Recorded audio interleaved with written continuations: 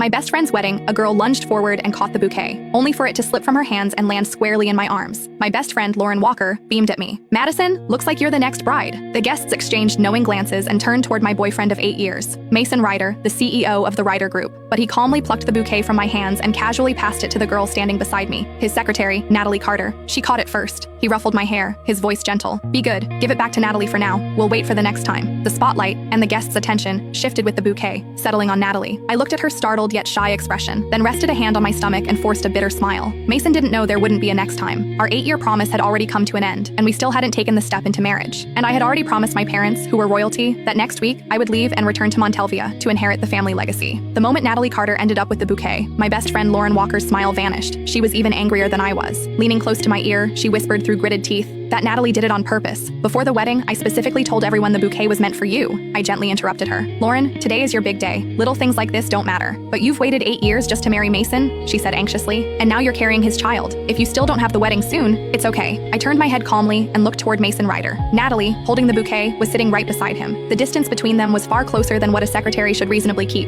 Most of the guests were friends who knew both Mason and me well. Their eyes drifted toward me, curious, sympathetic. Lauren grew even more upset and squeezed my hand tightly. "Madison, I looked into Natalie earlier. She's a calculating gold digger who specializes in seducing rich men. She's been trying to get close to your boyfriend for months. You need to be careful. Lauren, you're the most beautiful bride today. Don't worry about me." I squeezed her hand back and gave her a faint smile. "Besides, I'm not planning to marry Mason anymore. I haven't even told him I'm pregnant." My words were so shocking that Lauren's eyes widened as she stared at me in disbelief. After a long silence, she finally remembered that the wedding ceremony still had to continue. When the wedding ended, Lauren hugged me tightly. "Madison, if you need any help, just tell me. I support whatever decision you make." "What decision?" After she left, Mason walked toward me, calm as ever. "What were you two talking about just now?" Out of habit, he reached out and draped an arm over my shoulders. I shifted slightly to the side and avoided the gesture. "Nothing." He didn't seem to mind my reaction. With a soft laugh, he said, "Are you angry? Natalie caught that bouquet first, after all. She's a young girl. Of course, she dreams about weddings. Catching the bouquet was just her way of borrowing a little luck. Didn't we agree we'd wait for the next time?" He leaned closer, stroking my hair as he patiently tried to soothe me. "Why care so much about Lauren's bouquet? When we get married, I'll prepare an even more beautiful one for you. You can have as many bouquets as you want." Silently,